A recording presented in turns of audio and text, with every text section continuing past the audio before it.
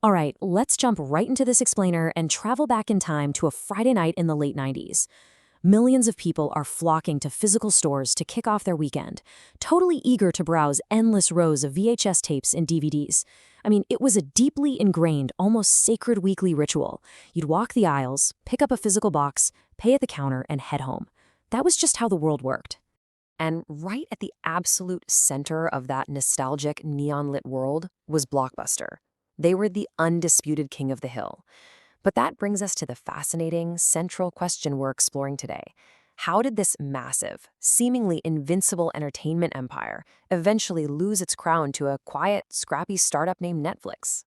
You see, this isn't just a story about movies. It's really a masterclass in business strategy, the evolution of technology, and shifting customer behavior.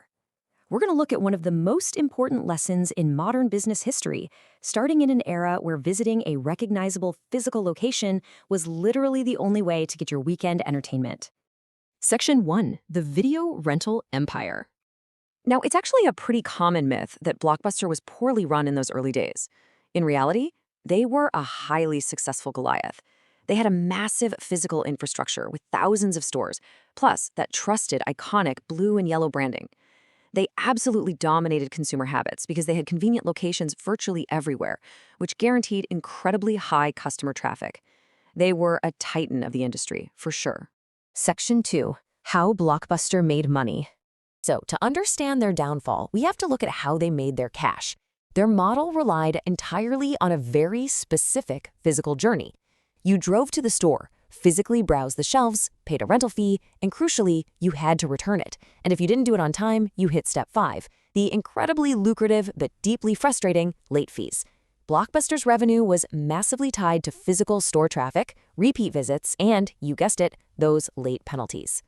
But this raises a fascinating dilemma, one that pretty much every business leader dreads. A business model can be absolutely perfect for its time, generating billions in revenue. But what happens when the underlying technology changes, and with it, what the customer actually expects? Does a model built for yesterday survive tomorrow? Section 3. The Internet changes everything. Throughout the 90s, consumer habits were steadily evolving. Online shopping began to take root, digital communication like email became totally normal, and as we cross into the 2000s, home delivery for everyday items was expanding rapidly. People were slowly getting much more comfortable ordering products through a screen and receiving services without ever stepping foot inside a physical store. The thing to remember here is that major technological revolutions often begin slowly. It's like a quiet tide coming in. Initially, the old system works perfectly fine. People still loved going to Blockbuster. But beneath the surface, these digital shifts were completely redesigning baseline customer expectations. Section 4. Netflix enters the game. Enter Netflix. They looked at the entire Blockbuster model and essentially threw it out the window. Instead of requiring customers to drive and search through physical shelves, Netflix completely bypassed the store. They introduced this incredibly convenient DVD by mail model. You select your movies online, they arrive in a little red envelope at your house, and you interact with the entire business without ever leaving your couch. They removed all the friction of the traditional experience. Section 5. 2 different business philosophies. The contrast between the two was just stark. On one side, you have Blockbuster doubling down on their massive physical infrastructure, immediate gratification, and traditional habits. On the other, Netflix is banking entirely on internet-based convenience and home delivery. They were completely redesigning the experience from the ground up. And this brings us to a foundational concept in business history: disruption. Disruption occurs when shifting habits turn a company's greatest strength into a major liability. Think about it. Blockbuster's thousands of physical stores were their biggest asset in 1995. But in an internet-first world, that massive real estate footprint suddenly becomes a huge, expensive weight tying them down. Section 6. The impending disruption. If you were paying close attention back then, the alarms were definitely ringing. The rapid adoption of DVD technology, which conveniently were light enough to cheaply send through the mail, combined with surging online shopping habits, were massive indicators. Consumer expectations were shifting permanently. People were starting to prioritize ultimate convenience and home delivery over the immediate, but high-friction, physical store visit. The profound realization here is that companies often fail to spot danger because they're looking in the wrong direction. They look for a direct competitor doing the exact same thing they do, just slightly better. But the actual biggest danger? It's a silent shift in customer behavior, happening right under their noses while their outdated model is still printing money. Well, this creates a paralyzing innovator's dilemma for leadership. Imagine you're the CEO of Blockbuster for a second. Your stores are making billions. Do you risk cannibalizing your own incredibly profitable physical business and angering all your franchise owners just to chase a new, unproven digital trend? Why destroy a successful business model before you absolutely have to? While momentum was shifting, Blockbuster still held all the cards: the money, the universal brand recognition, the massive stores, and the massive customer base. But Netflix, while much smaller, was quietly building something far more dangerous: a fundamentally different, frictionless relationship with the viewer. It really boils down to this. Blockbuster had built an empire around the way people watched movies yesterday. Netflix was building a business around the way people would watch them tomorrow. Ultimately, Blockbuster was optimizing for the past, perfecting a system that relied on VHS tapes and weekend car rides, while Netflix was aggressively building the infrastructure for the future. Which leaves us right at the precipice of a massive industry explosion. We're going to leave you with this ultimate cliffhanger for part 2 of our explainer. How does an absolute giant decide whether to protect its glorious, profitable past or completely, painfully reinvent its future before someone else does it for them? Think about what you would do in their shoes, and we'll dive into the dramatic conclusion next time. Welcome to The Explainer. Today, we're totally skipping the basic recaps and jumping straight into one of the most high-stakes corporate battles in history: Blockbuster versus Netflix. We're going to look at exactly how a legacy titan falls and a digital disruptor takes the crown. Blockbuster had every advantage a company could ask for, but the future of entertainment was changing faster than the company could adapt. You know, that sudden realization that the ground is literally shifting beneath your feet is exactly what we're unpacking today. It's the story of an evolving industry just moving at absolute lightning speed. Okay, let's dive right into this. Section 1, the strategic dilemma. So Blockbuster faced a completely paralyzing choice. On one hand, they could protect their massive, wildly profitable physical stores. On the other, they can invest in an unproven digital future. Going digital aggressively risks cannibalizing their own cash cow, right? But moving too slowly meant competitors would absolutely steal their customers. Talk about being caught between a rock and a hard place. Now, what's really interesting about this concept here is how it perfectly captures why massively successful empires struggle so much to change. Disrupting yourself is this painful, incredibly difficult challenge of competing against the very thing that makes you money today, just so you can survive tomorrow. Section 2, leadership and execution. You see, giant business failures are almost never just one single mistake. Actually, it's more like an avalanche of compounding factors. You've got new technology colliding with rough market timing, fierce competition meeting mounting financial pressure.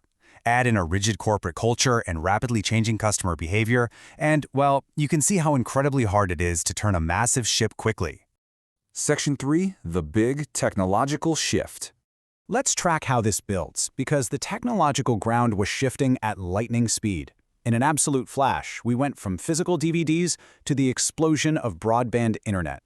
Faster connections suddenly made sending high-quality video over the web a reality. Then came smart TVs, and boom, mobile streaming. Technology wasn't just advancing, it was rewriting the rules of the entire game in real time. And because of all that tech, expectations fundamentally changed. Customers suddenly demanded entertainment immediately, conveniently, anywhere, and entirely without physical media. Netflix recognized this exact shift perfectly. They realized they had to evolve beyond a simple DVD by mail service into a true technology and entertainment platform. Section 4, the decline and the pivot. The contrast here is just staggering.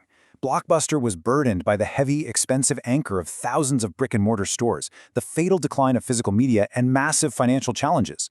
Meanwhile, Netflix was agilely pivoting to online streaming, building a global platform, and investing heavily in original content. It's the ultimate difference between being weighed down by a physical past and actively building an agile digital future. So what's the key takeaway here? Netflix didn't just stop at streaming someone else's movies. They built direct, global relationships with viewers. They proved that adaptability isn't just a one-time event. It's a continuous, never-ending cycle. A company that successfully adapts to one disruption absolutely must be prepared for the next one. Section 5. Why did Blockbuster really lose?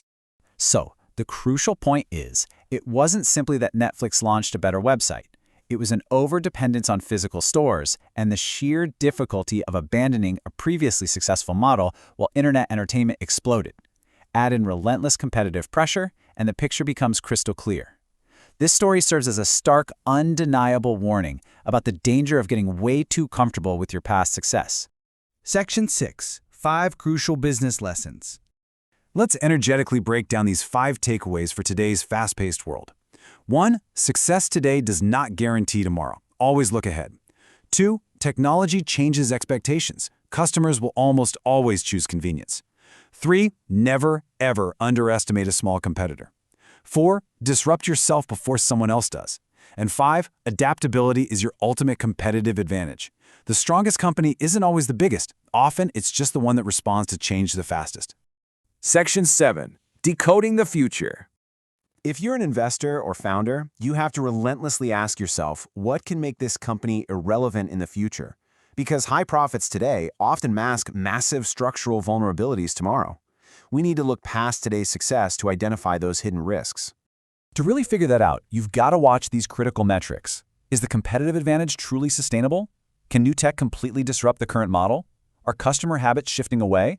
And crucially, is management adapting quickly enough? Watching these indicators is your early warning radar to avoid getting fatally attached to outdated business models. Section 8. The Final Lesson. Think about this for a second. Blockbuster had the brand, the stores, the customers, and the massive resources. They built an empire around the way people watched movies. But Netflix built a future around the way people actually wanted to watch them. And this brilliantly illustrates the ultimate difference between desperately protecting a legacy and anticipating the desires of the future. In business, your biggest advantage today can become your biggest weakness tomorrow if the world around you changes. That is the absolute core truth here.